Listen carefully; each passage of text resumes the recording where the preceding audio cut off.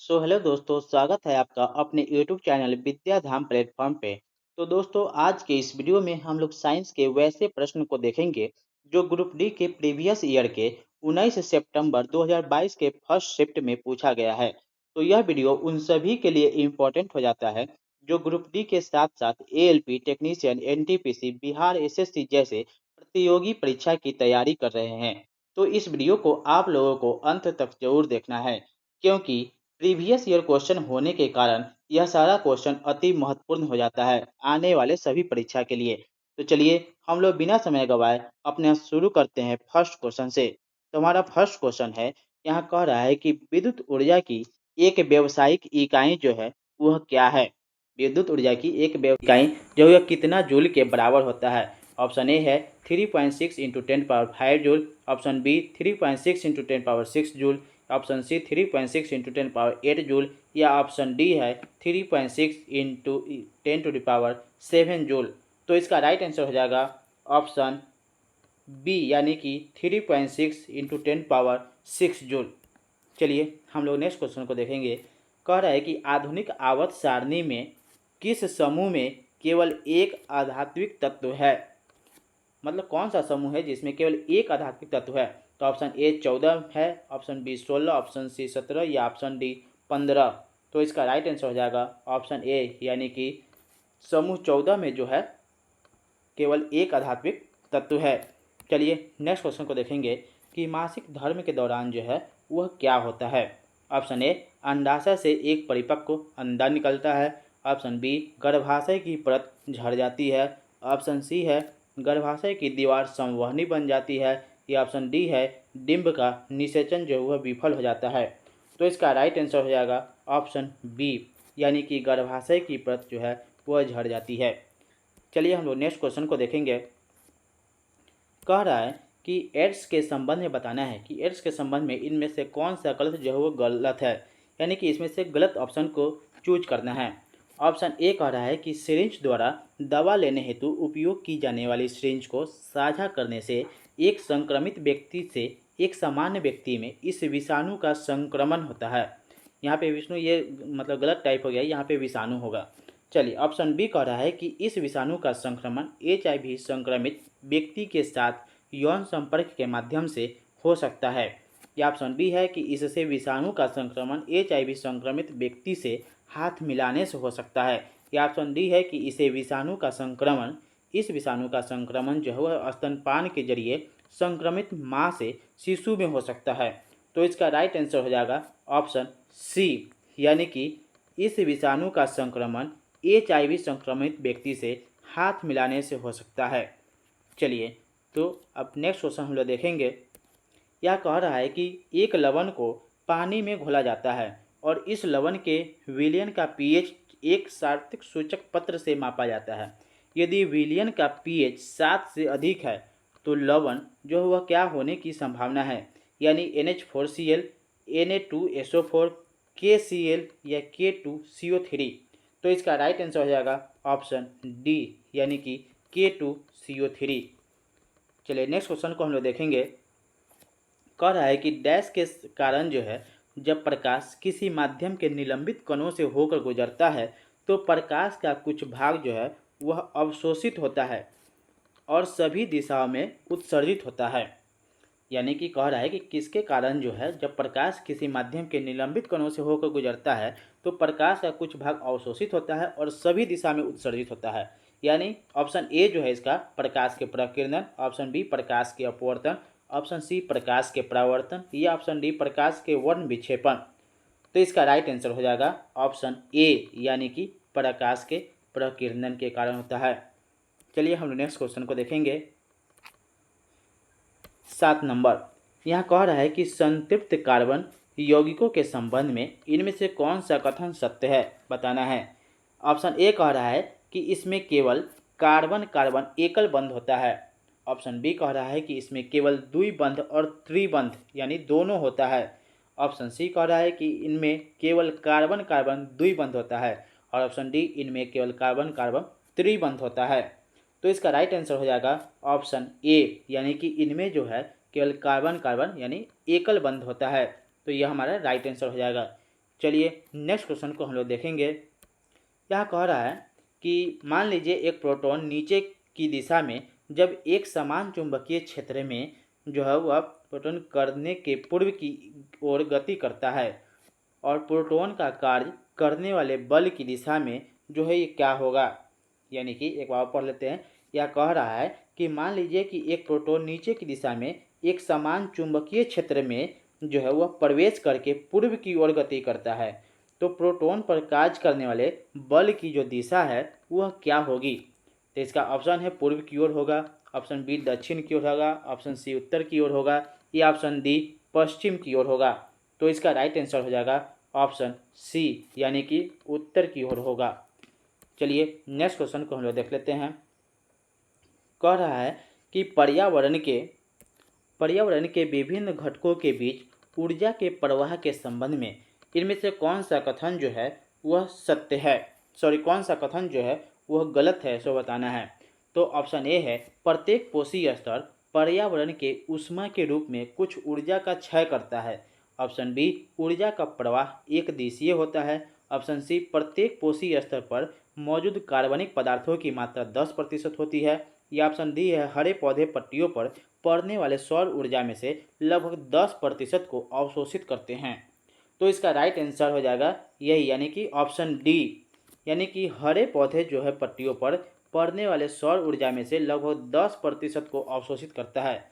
यानी कह रहा है कि यहाँ पे क्वेश्चन कर रहा था कि पर्यावरण के विभिन्न घटकों के बीच ऊर्जा के प्रवाह के संबंध में कौन सा कथन गलत है। तो यह जो हमारा ऑप्शन है कि हरे पौधे पत्तियों पर पड़ने वाले सौर ऊर्जा में से लगभग 10% को अवशोषित कर लेता है, यह जो हमारा गलत है। बाकी यह तीन जो है वह सही है, यानी कि इसमें जो है प्रत्येक कोशीय स्तर पर्यावरण में ऊष्मा के रूप में कुछ ऊर्जा का क्षय करता है, यह सही है।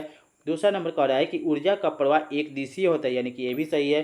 3 नंबर कह रहा है कि प्रत्येक कोशीय स्तर पर मौजूद कार्बनिक पदार्थ की मात्रा 10% होती है, तो यह सही है।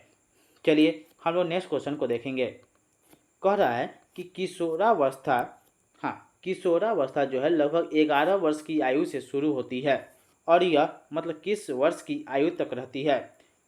तो यह जो है ऑप्शन ए है 19 से 20 वर्ष की आयु तक, ऑप्शन बी है 18 से 19 वर्ष की आयु तक, ऑप्शन सी है 16 से 17 वर्ष की आयु तक, या ऑप्शन डी है 15 से 16 वर्ष की आयु तक।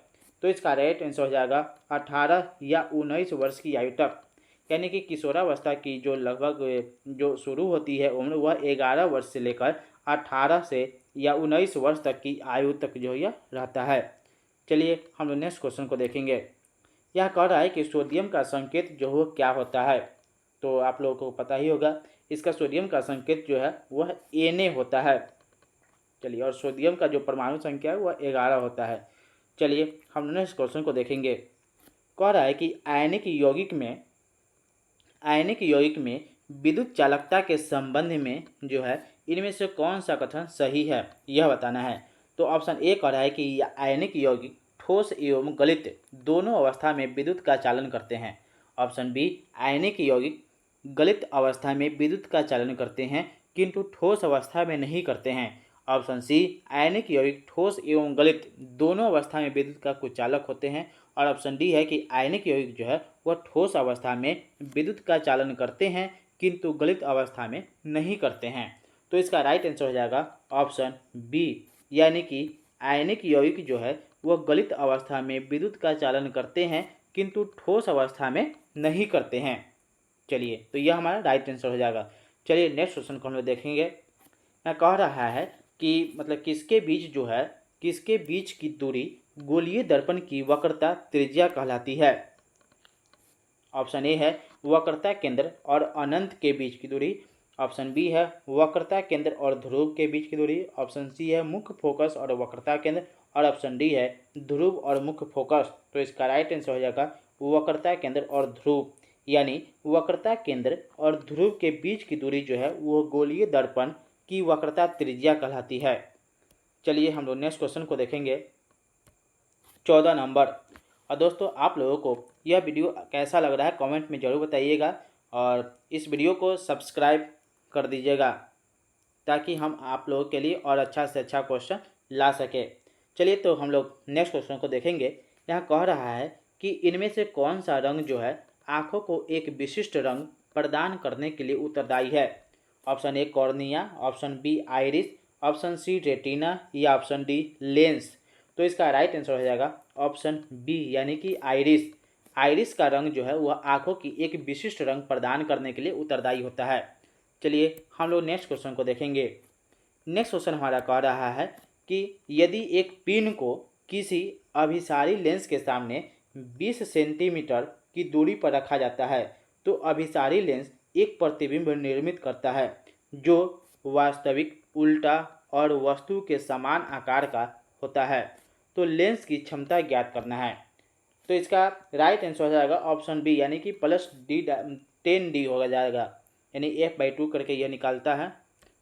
चलिए तो आप लोग निकाल लीजिएगा। चलिए नेक्स्ट क्वेश्चन हम लोग देखेंगे।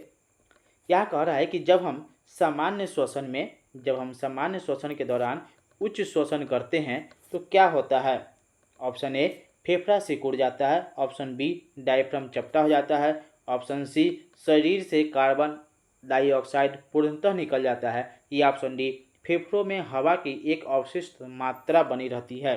तो इसका राइट आंसर हो जाएगा ऑप्शन डी यानी कि फेफड़ों में हवा की अवशिष्ट मात्रा जो है वह बनी रहती है।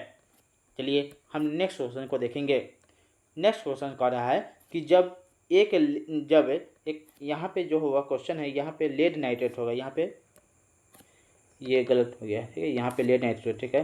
कह रहा है कि जब लेड नाइट्रेट विलयन को सोडियम आयोडाइड विलयन के साथ मिलाया जाता है तो इनमें से कौन सा यौगिक जो है वह अवक्षेपित होगी? चलिए कौन सा यौगिक अवक्षेपित? इसमें फर्स्ट ऑप्शन है कि लेड आयोडाइड, ऑप्शन बी है sodium nitride, option C lead nitride या ऑप्शन डी सोडियम नाइट्रेट। तो इसका राइट आंसर हो जाएगा ऑप्शन ए यानी कि लेड नाइट्रेट। यानी कि जब लेड नाइट्रेट विलयन को सोडियम आयोडाइड विलयन के साथ मिलाया जाता है तो इनमें से कौन सा जो यौगिक है वह अवक्षेपित होता है? तो वह लेड आयोडाइड जो है वह अवक्षेपित होता है।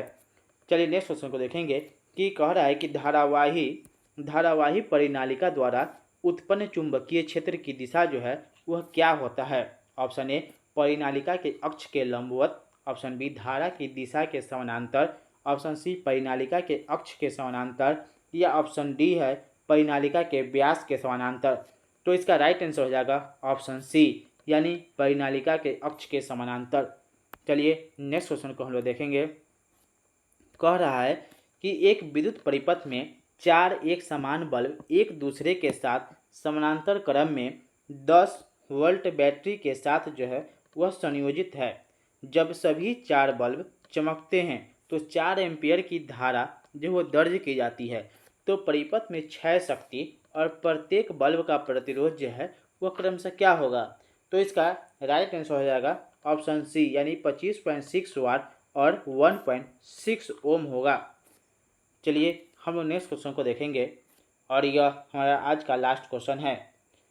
तो कह रहा है कि 10 ओम का एक प्रतिरोध है जो एक बैटरी के टर्मिनल के बीच संयोजित है। प्रतिरोध द्वारा जो है वह 5 सेकेंड में 200 ऊर्जा जूल ऊष्मा उत्पन्न होती है। तो लैंप के टर्मिनल के बीच विभवांतर ज्ञात करना है। तो इसका राइट आंसर हो जाएगा ऑप्शन ए यानी कि 20 वोल्ट होगा। तो चलिए आज यही क्वेश्चन था। तो यह जो है वह ग्रुप डी के प्रीवियस ईयर का क्वेश्चन था जो 20 क्वेश्चन पूछा गया था। तो चलिए इस 20 क्वेश्चन में प्रीवियस ईयर के ग्रुप डी में पूछा गया था जो आप लोगों के लिए इस विद्याधाम प्लेटफॉर्म के द्वारा उपलब्ध कराया गया है। तो चलिए यह वीडियो कैसा लगा आप लोग कमेंट में जरूर बताइएगा और अच्छा लगे तो इसे सब्सक्राइब करके नोटिफिकेशन ऑन कर लीजिएगा क्योंकि हम यहाँ रोज़ एग्ज़ाम से रिलेटेड इम्पोर्टेंट वीडियो को अपलोड करते रहते हैं। तो चलिए थैंक यू सो मच।